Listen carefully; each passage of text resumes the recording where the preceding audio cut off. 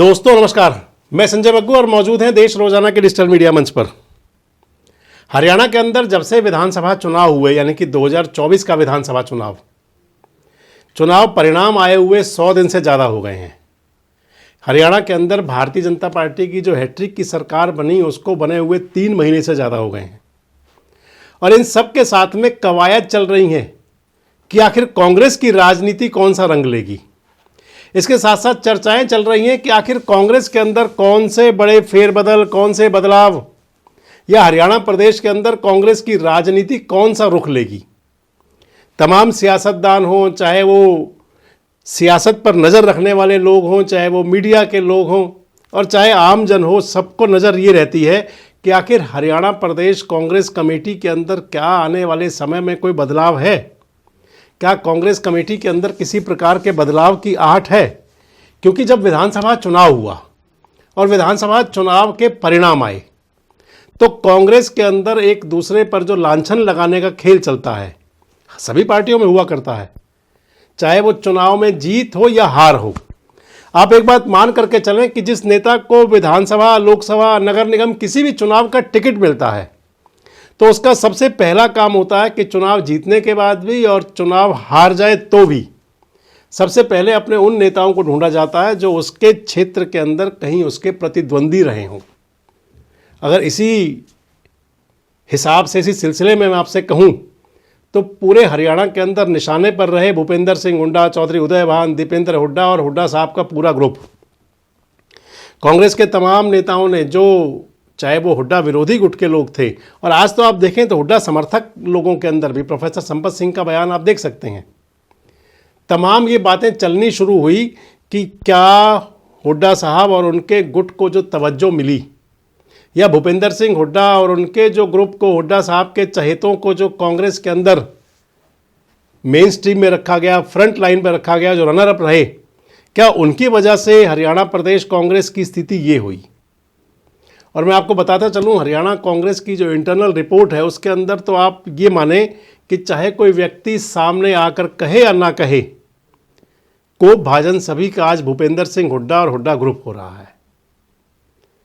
क्योंकि अब विधानसभा चुनाव के बाद में हरियाणा के अंदर अब नगर निगम के चुनाव आने हैं, छोटी सरकारों के चुनाव होने हैं।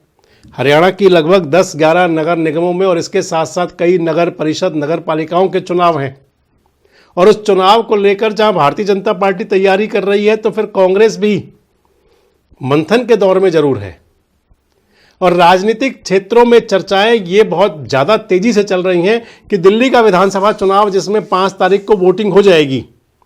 उसके बाद हरियाणा की तरफ कांग्रेस आला कमान अपना रुख करेगा। चर्चाएं ये हैं कि हरियाणा प्रदेश को लेकर के, हरियाणा कांग्रेस को लेकर के जो कांग्रेस का आला कमान है वो बड़े गंभीर मंथन के मोड में है आजकल। और हरियाणा कांग्रेस को लेकर के कांग्रेस आला कमान कोई बड़ी रणनीति बना रहा है, क्योंकि विधानसभा चुनाव के बाद 2 सेशन हो गए लेकिन हरियाणा की विधानसभा बिना विपक्ष के नेता चलती रही। हरियाणा प्रदेश कांग्रेस कमेटी के अध्यक्ष चौधरी उदय भान तो हैं, लेकिन शायद चौधरी उदय भान को खुद भी नहीं पता कि उनकी पावर्स आजकल हैं या नहीं। चौधरी उदय भान ने जो भी लिस्टें बनाई, चाहे वो जिलों के प्रभारियों की थी या उन्होंने कोई भी काम किए, उन पर कैंची चला दी एक साथ हरियाणा कांग्रेस के प्रभारी दीपक बावरिया ने। और जब प्रदेश अध्यक्ष की कई बातों पर प्रदेश आला कमान की तरफ से प्रदेश का प्रभारी अगर कैंची चला दे या उन लिस्टों को कई रद्दी की टोकरी में डाल दिया जाए तो फिर चर्चाएं, मंथन, चिंतन ये सब कुछ चल पड़ता है। और हरियाणा को लेकर के जहां मंथन और चिंतन के दौर में कांग्रेस पार्टी है, कांग्रेस का आला कमान है, तो चर्चाएं जो हैं वो आम जन से लेकर के कांग्रेस के कार्यकर्ता सभी के बीच में हैं। अब चर्चाएं ये हैं क्योंकि दिल्ली के विधानसभा चुनाव में या उससे पहले जो विधानसभा चुनाव चले उनके अंदर कांग्रेस आला कमान द्वारा भूपेंद्र सिंह हुड्डा जी को खासकर तवज्जो नहीं दी गई। आप दिल्ली का देखें, अगर दिल्ली विधानसभा चुनाव के लिए जो स्टार प्रचारकों की सूची जारी हुई, उस सूची के अंदर जो हरियाणा के नाम है वो कुमारी सैलजा का नाम है, रणदीप सिंह सुरजेवाला का नाम है, लेकिन ना तो हरियाणा कांग्रेस कमेटी के अध्यक्ष चौधरी उदय भान का नाम है और ना ही भूपेंद्र सिंह हुड्डा जी का नाम है। जरूर दीपेंद्र हुड्डा का नाम उस सूची में है, लेकिन दलित नेता के नाम पे जाएं तो कुमारी शैलजा, और अगर जाट नेता के नाम पर जाएं तो फिर रणदीप सिंह सुरजेवाला को तवज्जो बड़ी दी गई। और इसी को लेकर के चर्चाएं हैं कि क्या आने वाले दिनों में, यानी कि दिल्ली विधानसभा चुनाव के बाद जब हरियाणा की तरफ कांग्रेस आला कमान निगाहें करेगा तो उस स्थिति में क्या चौधरी उदय भान की कुर्सी भी जाएगी? क्या उस स्थिति में भूपेंद्र सिंह हुड्डा गुट की जो बची हुई ताकत है ये भी कम होगी? क्योंकि ये बड़ा स्पष्ट आजकल चल रहा है कि भूपेंद्र सिंह हुड्डा तो कम से कम विपक्ष के नेता नहीं बनाए जा रहे। इसके साथ साथ ये भी चल रहा है कि प्रदेश कांग्रेस कमेटी के अध्यक्ष चौधरी उदय भान की कुर्सी भी जा सकती है। इसके साथ साथ ये भी चल रहा है कि किसी ऐसे नेता को विपक्ष का नेता बनाने की प्लानिंग है कांग्रेस आला कमान की, जो केवल एक रबड़ स्टैंप की तरह काम ना करे। ऐसे नेता को विपक्ष का नेता बनाने की प्लानिंग है कांग्रेस आला कमान की, जो सभी गुटों को,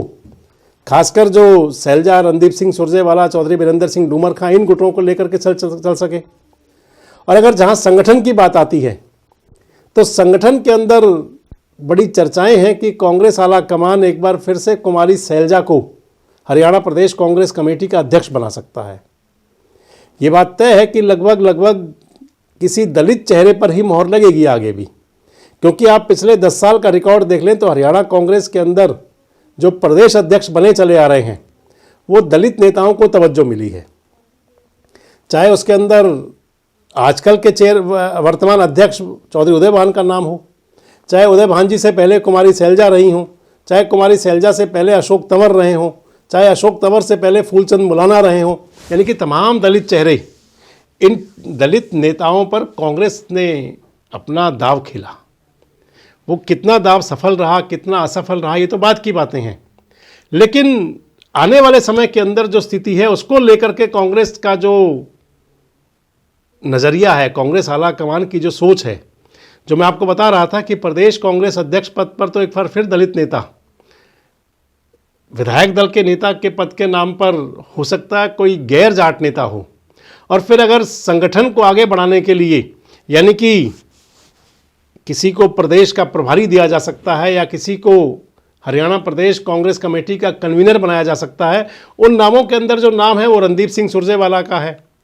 उन नामों में वो नाम चौधरी वीरेंद्र सिंह डूमर खां का है। हालांकि चौधरी वीरेंद्र सिंह डूमर खां का आप देखें तो इस समय उम्र के लिहाज से आप कह सकते हैं 78+ वो हो रहे हैं, लगभग 78 साल से ज़्यादा उनकी उम्र हो चुकी है। और जब 5 साल बाद फिर चुनाव में जाएंगे तो उस समय 83 पर होंगे। ये तमाम वो सारी बातें हैं जिनको लेकर के कांग्रेस आला कमान में इस समय बहुत गंभीर मंथन है। और हरियाणा क्योंकि प्रायोरिटी रहने वाला आने वाले समय के अंदर भी, एक तो दिल्ली के तीनों तरफ घिरा होने के कारण, और दूसरा हरियाणा की जो सियासत है वो देश की सियासत को एक अलग मुकाम, एक अलग संदेश दिया करती है। वैसे आपको क्या लगता है कि क्या नगर निगम चुनाव के अंदर कांग्रेस आला कमान भूपेंद्र सिंह हुड्डा गुट को तवज्जो देगा या नहीं? आपको क्या लगता है कि क्या नगर निगम चुनाव से पहले ही हरियाणा को विपक्ष का नेता और या फिर कांग्रेस अध्यक्ष पद पर कोई नया चेहरा दिख सकता है? और आपको क्या लगता है कि क्या जो कांग्रेस की स्थिति है,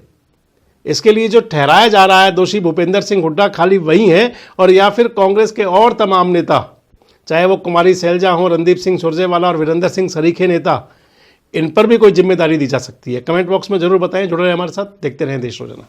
हमारे साथ जुड़े रहने के लिए सब्सक्राइब करें देश रोजाना के YouTube चैनल को, और नई वीडियो की नोटिफिकेशन पाने के लिए बेल आइकन जरूर दबाएं। अगर आप ये वीडियो Facebook या Instagram पर देख रहे हैं तो पेज को लाइक और फॉलो जरूर करें और ज्यादा से ज्यादा शेयर करें।